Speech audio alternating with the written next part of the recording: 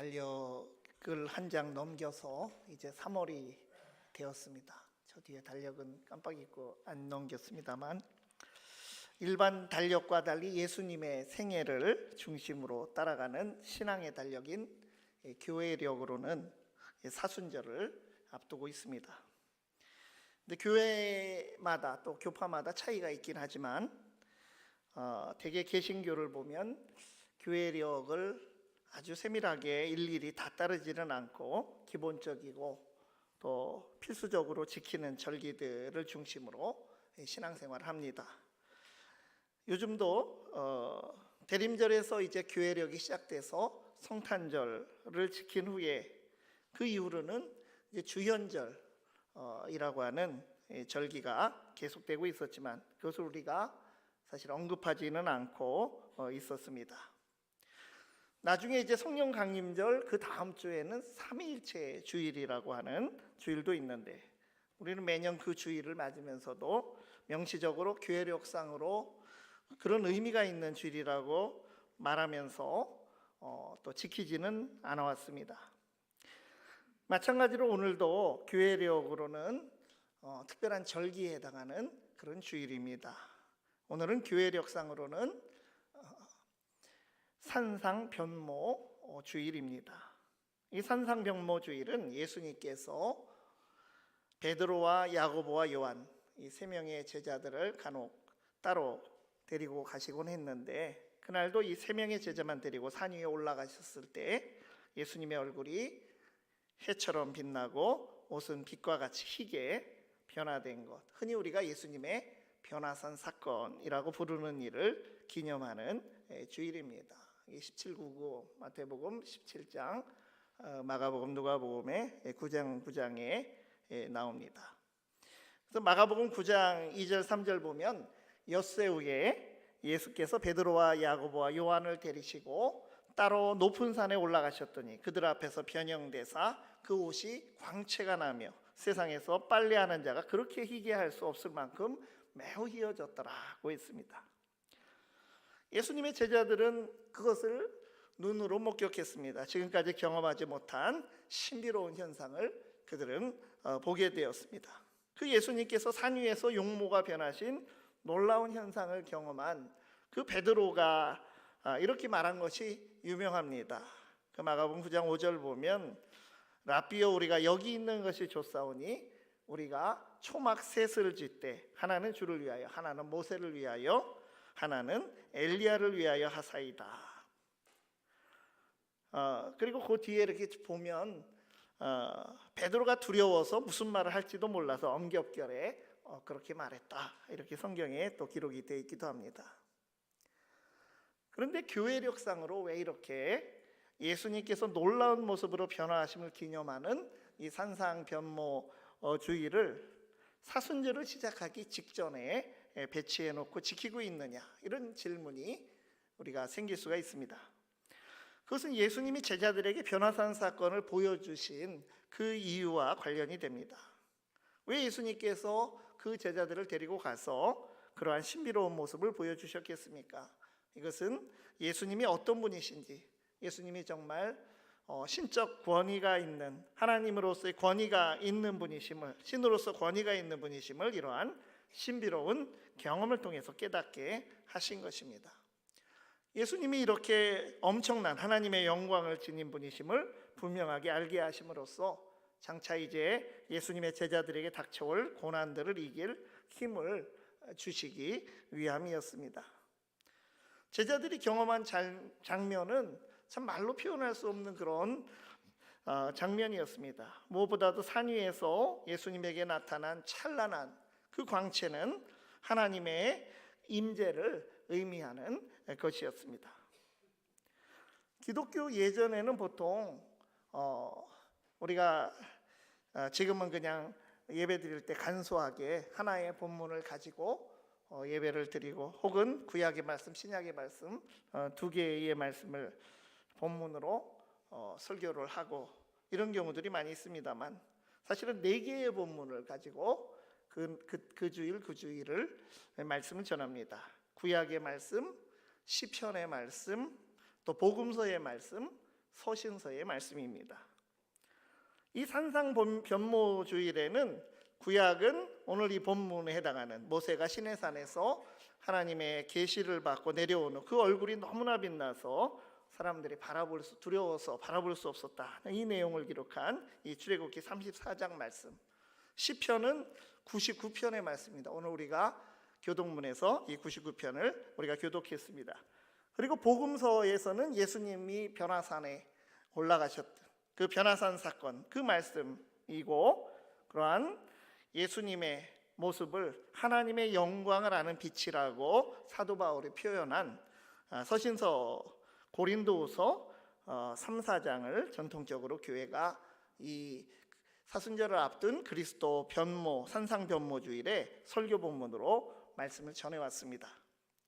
오늘 우리가 사순절을 앞두고 이 산상변모주일의 말씀 중에 출애굽기 34장을 나누면서 모세에게도 나타났던 그 영광의 광채와 제자들에게도 예수님의 모습을 통해서 경험된 영광의 광채가 오늘 우리에게도 경험되어서 경건훈련과 신앙 회복의 사순절로 나아갈 수 있기를 바랍니다.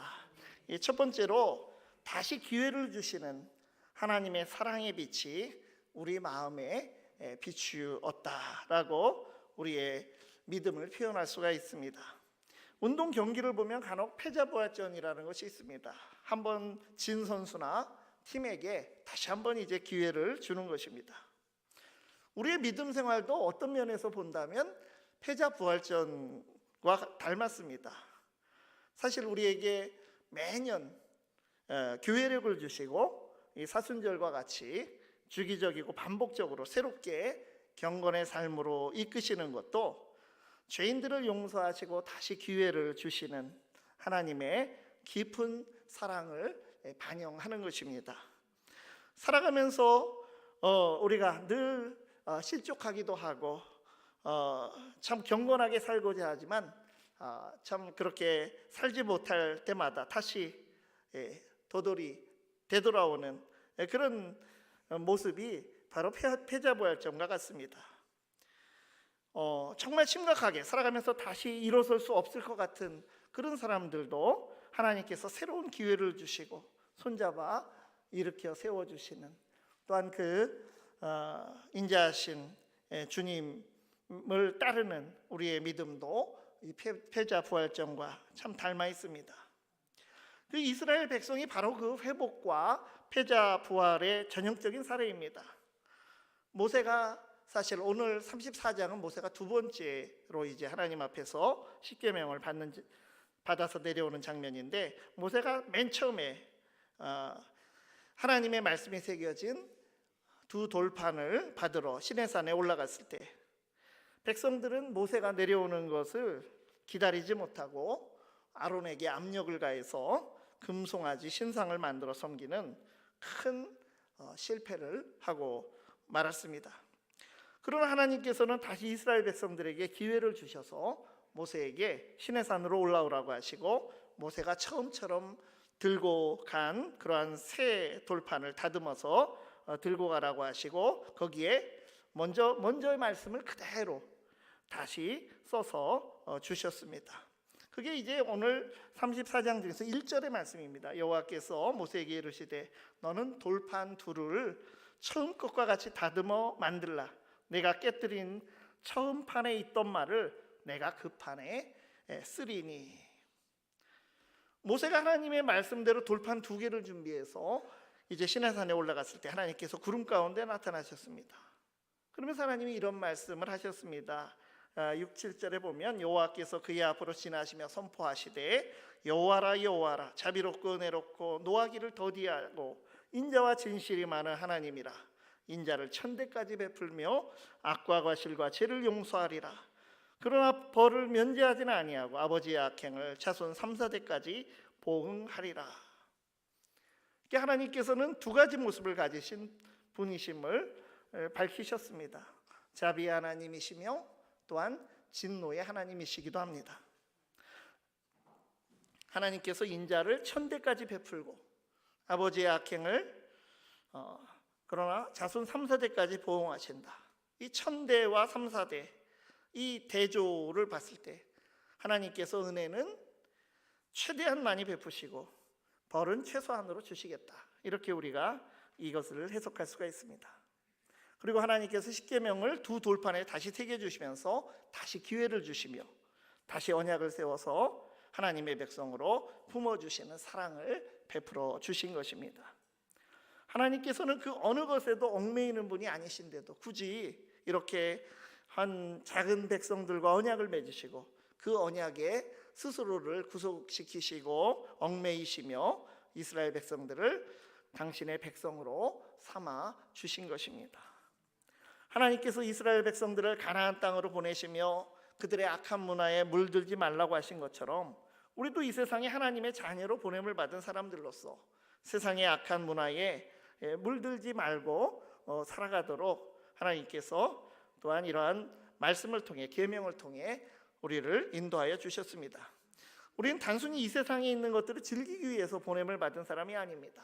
하나님의 거룩한 백성으로 세상에 존재하고 하나님의 그 거룩한 빛, 또 영광의 빛, 하나님의 사랑의 빛을 받아서 그 빛을 비추는 존재로 우리는 살아가는 것입니다. 하나님의 사랑을 표현한 말 중에서 나 여호와는 질투하시는 하나님이라고 하시는 그런 말씀이 있습니다.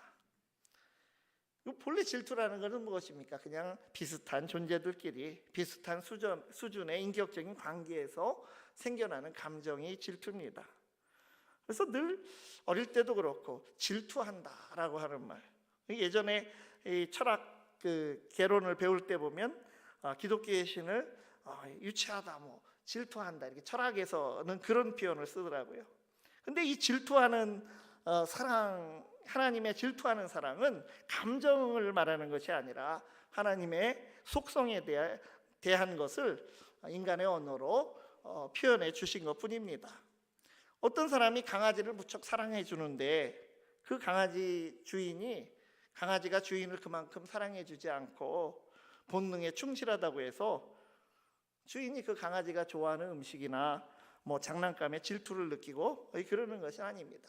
서로 같은 위치에 있어야 질투도 유효하게 됩니다. 그러니까 하나님과 인간은 절대로 동등한 관계가 아닙니다. 성경이 말씀하는 것처럼 우리는 하나님 앞에서 한낱 먼지와 진흙 같은 그런 존재이고 하나님은 토기장이 같으신 분이십니다. 토기장이가 그저 빚어가면 그대로 모양이 만들어지는 것이 진흙입니다. 먼지와 진흙에 대해서 토기장이가 질투의 감정을 느낄 수는 없습니다. 그런데도 하나님께서 우리에 대해 질투하신다, 이렇게 말씀하신 것은 한낱 먼지 같은 우리를 높여주시고 모든 사랑을 다 쏟으실 정도로 우리를 사랑하시고 그만큼 온전한 충성을 요구하시는 하나님의 그 감정이 아닌 하나님의 어떤 분이신가, 그 속성이라고 우리가 부르는 그 하나님의 하나님 되심입니다. 그에 비해 타락한 본성을 가진 인간은 하나님을 잊고 살아가고는 하지만 하나님께서는 택해서 자녀 삼은 백성들이 잘못된 길로 가는 것을 내버려 두지 않으시는 것입니다. 우리를 인도하시기 위해서 하나님께서 질투하실 정도로 우리를 온전하게 하시고 우리를 사랑하신다고 하는 것입니다. 이제 이스라엘 백성들이 이 십계명을 받고 이 길을 가는 이런 도상에 있는데 그들이 들어가서 살게 될 가나안 땅은 젖과 꿀이 흐르는 기름진 땅이었지만 그렇다고 해서 그것이 정말 에덴 동산처럼 완전한 하나님과의 교제가 있는 낙원이 아니었습니다. 그 가나안 땅에는 정말 많은 유혹과 도전이 이스라엘 백성들을 유혹하는 것들이 너무나 많았습니다. 그래서 이스라엘 백성들은 가나안 사람들과 어울려서 자유분방하게 살고 싶은 그런 유혹을 늘 느끼게 될 것입니다. 우리가 자유롭게 살면서 이 세상에 많은 것을 누린다고 해도 하나님을 아는 믿음이 없다면 그것은 아무것도 갖지 못한 사람입니다. 하지만 제대로 가진 것이 없다 해도 정말 하나님을 바르게 아는 믿음이 있다면 세상의 모든 것을 다 누리는 것과 같습니다. 그래서 바울 사도가 이렇게 믿는 자들을 이렇게 고백했습니다. 고린도후서는 바울 자신이 많은 고난을 받았던 것을 또 여러 번 고백하는 바울의 참 그런 자서전적 같은 그런 서신서기도 한데, 고린도후서 6장 10절에 그랬습니다. 근심하는 자 같으나 항상 기뻐하고, 가난한 자 같으나 많은 사람을 부유하게 하고, 아무것도 없는 자 같으나 모든 것을 가진 자로다. 우리는 하나님의 사랑의 빛을 받은 자녀들입니다. 사랑의 빛을 받은 자녀에게 믿음은 우리를 질투하실 정도로 사랑하시는 하나님께 우리 삶을 온전히 맡겨 드리는 것입니다. 하나님의 그 사랑과 은혜는 측량할 수 없는 그런 은혜와 사랑입니다. 하나님께서 우리를 사랑해 주심을 우리가 다시 한번 되새기면서 우리도 우리의 마음과 행동과 모든 것으로 하나님의 그 사랑의 빛에 응답하는 삶이 될 수 있기를 바랍니다. 두 번째로, 하나님 은혜의 빛을 입은 자들로 그 은혜를 잊지 않는 삶입니다. 바울 사도는 고린도후서 4장 4절에서 그리스도의 영광의 복음의 광채를 믿은 자들에게 주셨다, 이런 말씀했습니다. 그 중에 이 세상의 신이 믿지 아니하는 자들의 마음을 혼미하게 하여 그리스도의 영광의 복음의 광채가 비치지 못하게 함이니 그리스도는 하나님의 형상이니라. 이 말씀은 약간 이제 반대로 표현이 되어 있지만 뒤집어서 본다면 우리는 다 복음의 광채, 은혜의 빛을 받은 그런 사람들이 바로 우리 믿는 자들입니다. 그래서 그것이 모든 사람이 다 그 빛을 받아야 되고 그 광채를 경험해야 하는 것입니다. 그 복음의 빛, 은혜의 빛이 가려지면 안 됩니다. 또 먼저 경험한 이 빛을 경험한 자가 그것을 잊지도 말아야 합니다. 오늘 본문에 앞서서 출애굽기 34장 18절에서 26절을 보면 하나님의 백성이 지켜야 하는 3대 절기와 또 안식일에 관한 규례를 주신 기록이 출애굽기 34장 이제 중반부에 나옵니다. 3대 절기는 무교절, 유월절과 함께 있는 무교절, 또 칠칠절, 우리가 맥주절이라고도 말하는 칠칠절, 또 무엇입니까? 수장절, 초막절, 장막절이라고 수장절, 이 3대 절기입니다. 무교절은 유월절과 함께 시작되는 절기로 무엇입니까? 애굽의 노예로 살던 이스라엘 백성들이 하나님의 은혜로 구원받게 되었다, 이것을 기억하며 감사하는 절기. 칠칠절은 무엇입니까? 가을 추수, 첫 수확을 감사하는 절기. 그래서 하나님의 은혜로 수확물을 얻었구나, 그것을 감사하는 것입니다. 또 마지막으로 수장절, 이것은 추수를 모두 마친 후에 지키는 절기. 모든 것이 오늘날의 이제 추수감사절과 같죠. 모든 것이 다 하나님의 은혜로 된 것을 고백하는 절기입니다. 이 공통점은 무엇입니까? 모든 것이 다 하나님의 은혜임을 기억하게 한다, 그것입니다. 그처럼 오늘날 우리가 교회력이라고 하는 것, 이게 뭔가 형식적인 것처럼 느껴질지는 모르겠지만 우리 교회력을 가지고 절기를 지키는 데에도 이 마찬가지 의미가 있습니다. 기독교의 절기는 예수님의 탄생, 그것을 기다리는 대림절로부터 시작해서 또 예수님이 탄생한 성탄절, 그리고 이후에 예수님의 순환, 이것을 생각하는 사순절, 그래서 이 순환, 죽으심, 부활, 또 재림의 내용을 우리가 담고 있는 것이 기독교의 절기입니다. 그래서 절기를 그렇게 준수하면서 우리는 예수 그리스도를 통한 하나님의 은혜를 기억하고 또 감사하며 살아가는 것입니다. 우리가 절기와 주일을 지킨다고 말을 하지만 사실은 가만히 보면 그것을 지킴으로써 그 절기와 또 우리가 성수하는 주일이 우리의 믿음과 신앙을 지켜주는 것입니다. 예배와 절기가 우리에게 영적인 방패가 되고 우리의 삶의 버팀목이 되는 것입니다. 우리가 주일 성수와 그래서 절기 이런 것을 가벼이 여겨서는 안 됩니다. 절기가 예수 그리스도의 생애를 1년 단위로 생각하게 하며 하나님의 은혜를 기억하게 한다면 또 안식일처럼 그 정신으로 우리가 매 주일을 지키는 이 주일은 일주일 단위로 예수님을 통한 하나님의 은혜를 기억하게 합니다.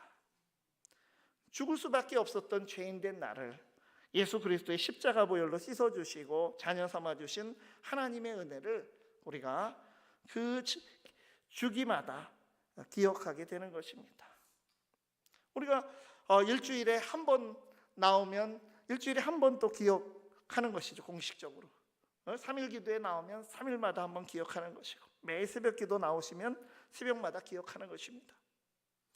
그를 통해서 그리스도인이라는 정체성과 삶의 목적을 우리가 다시 재정립하며 늘 정말 우리가 있어야 하는 제자리로 돌아오는 그런 날이, 그래서 정말 주님이 부활하신 날이 이렇게 제1일이 되어서 모든 주의 제일 첫날이 되어서 우리가 지키게 되는 것이 참으로 신앙적이고 참 좋은 것입니다. 이 주일을 통해서 한 주간을 시작합니다. 하나님의 은혜를 기억하며 정성을 다해서 주일을 성수하고 예배자로서 살아갈 때에 하나님께서 우리에게 주시는 은혜가 크게 임할 줄 믿습니다. 인간은 이제 망각의 동물이다 이렇게 말합니다. 잊어버릴 것을 잊으라고 하나님께서 이 망각이라고 하는 이런 것을 우리에게 주셨습니다. 인간에게 유익하기 때문에 분명히 이런 것을 주셨을 것입니다. 하지만 하나님의 은혜를 망각하는 것은 그것은 사실 치명적입니다. 은혜를 잊으면 우리가 교만함으로 그렇게 나아가기가 쉽습니다.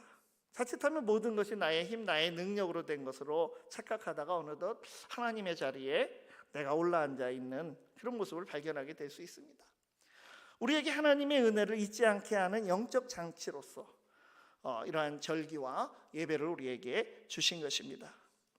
하나님의 은혜에 대한 기억이 그래서 단순히 우리가 그저 떠올리고 회상하는 것에 그치는 것이 아니라 이러한 신앙의 의미 있는 시간들을 우리가 기억하고 기념하고 지킴으로써 이것을 디딤돌로 살아서 오늘을 그리스도인답게 살아가는 원동력으로 삼고 영적인 동기로 선용해야 하는 것입니다. 그래서 매년 하는 의례적인 것이 아니라 매주 드리는 그러한 의례적인 예배가 아니라 마음을 다해서 그 의미를 우리가 삶으로 지켜 나가야 하는 것입니다. 하나님의 은혜의 빛을 받은 자로서 우리가 하나님의 은혜를 기억하며 그 은혜를 회복하며 그 은혜의 반석 위에 우리가 서며 또 은혜의 그 기쁨을 누리며 은혜의 능력으로 살아갈 수 있기를 바랍니다. 세 번째로 하나님과 가까이 함으로 하나님의 영광의 빛을 비추어야 합니다. 하나님께서는 모세에게 하나님께서 하신 모든 말씀을 기록하라고 명령하시고 모세는 시내산에서 40일 밤낮을 머무르며 아무것도 먹지 않았으면서도 그 말씀을 기록을 했습니다. 다른 한편 모세가 기록하는 사이에 하나님께서도 십계명의 말씀을 다시 돌판에 기록해 주셨습니다.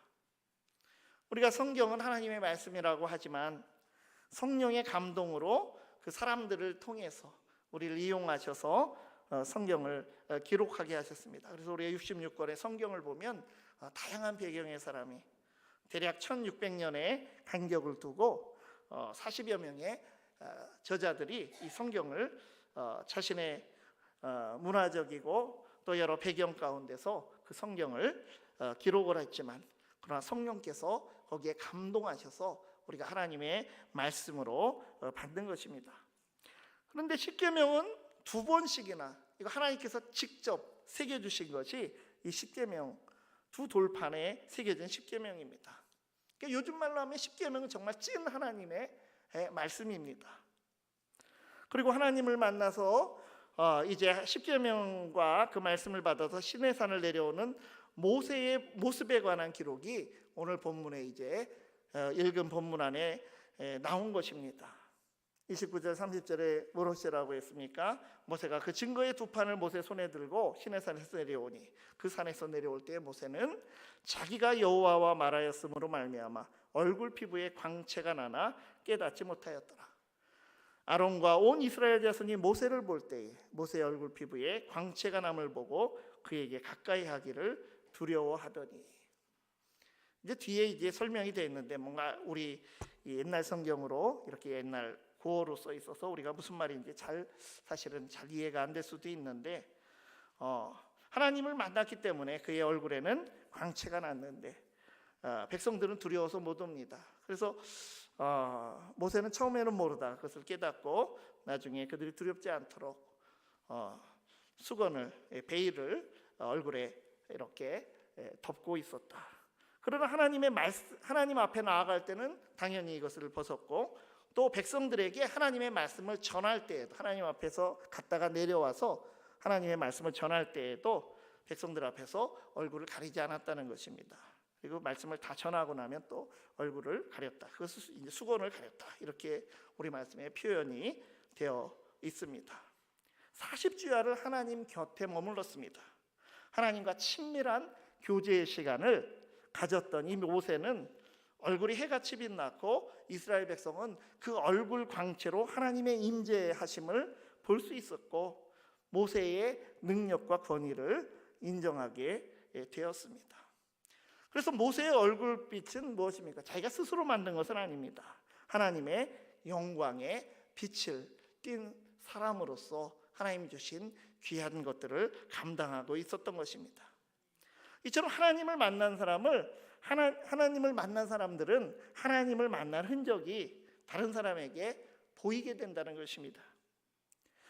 말씀과 기도를 통해서 하나님을 대면하는 사람에게 하나님께서 능력을 주시고 사명을 맡기실 것입니다. 바울 사도를 통해 주신 말씀에 우리는 하나님의 영광의 광채를 반사하는 거울과 같다고 했습니다. 고린도후서 4장 6절의 말씀, 어두운 데에 빛이 비치라 말씀하셨던 그 하나님께서 예수 그리스도의 얼굴에 있는 하나님의 영광을 아는 빛을 우리 마음에 비추셨느니라. 우리 마음에, 여러분 우리 마음에도 다 하나님의 영광을 아는 빛을 비춰 주신 것입니다. 예수 그리스도께서 우리에게 복음의 빛, 하나님의 영광을 아는 빛을 비추어 주셨다.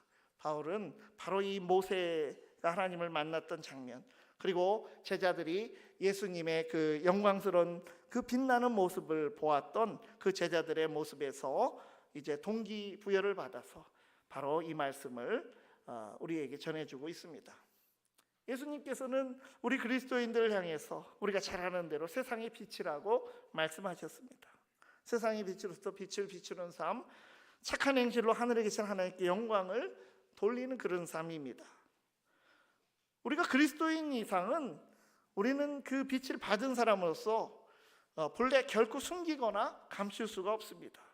빛으로 부르심을 우리가 받았기 때문에 우리는 이미 빛입니다. 예수님께서는 세상의 빛 말씀을 하시면서 우리나라랑 다르게 평지가 주로 있는 그 팔레스타인 지역의 지형을 생각하시면서 거기에 솟아있는 그 산 위에 동네가 있다면 그것을 숨기지 못한다, 이런 말씀을 하셨습니다. 우리가 믿는 기독교 신앙은 사람을 변화하게 합니다. 하나님을 만나고 그리스도를 만나서 나의 삶이 새롭게 변하고 나로 인해서 내가 속해 있는 가족과 일터와 교회와 사회와 세계가 변하는 이것이 바로 우리에게 주신 믿음입니다. 성령 충만하면 단순히 용모가 변화하는 것이 아니라 우리의 인격이 변화되게 됩니다. 죄인인 우리들이 예수님의 은혜로 의롭다 하심을 받은 칭의의 은혜를 받는 데 그치는 것이 아니라 정말로 의인의 삶을 살아가야 합니다. 우리를 구별하여 거룩한 자로 성도로 불러주시는 은혜, 그 성화의 은혜를 입은 우리가 진짜로 성화되어서 성화의 인격이 되어야 합니다. 어느 때보다도 한국교회의 이런 사회적 신뢰도가 이제 하락하고 있는 이때에 우리가 하나님과 교제하는 시간을 소중히 여길 때 하나님의 영광의 빛을 입고 능력을 덧입게 될 것입니다. 산 위에서 예수님과 제자들에게 임하셨던 하나님의 강력한 임재와 빛나는 광채가 또 시내산 위에서 모세에게 임한 강력한 하나님의 임재와 영광의 광채가 한국교회와 또 모든 그리스도인들 우리에게 충만히 임하는 은혜가 있기를 간절히 바랍니다. 기도하시겠습니다. 하나님 한낱 먼지와 진흙덩이에 불과한 우리를 이토록 사랑해 주심을 감사드립니다. 허물과 죄로 죽었던 우리를 예수 그리스도 십자가 사랑을 통해서 하나님의 사랑을 확증하여 주심에 감사드립니다. 그럼에도 여전히 하나님의 사랑을 의심하고 또 외면할 때가 있었음을 고백합니다. 그 크신 하나님의 사랑의 빛, 은혜의 빛을 받은 자로서 은혜를 잊지 않고 마음과 힘을 다해서 빛으로 살아가며 우리의 삶을 통해서 하나님께서 영광 받으시는 역사가 일어나게 하여 주시옵소서. 예수 그리스도의 이름으로 기도드리옵소서.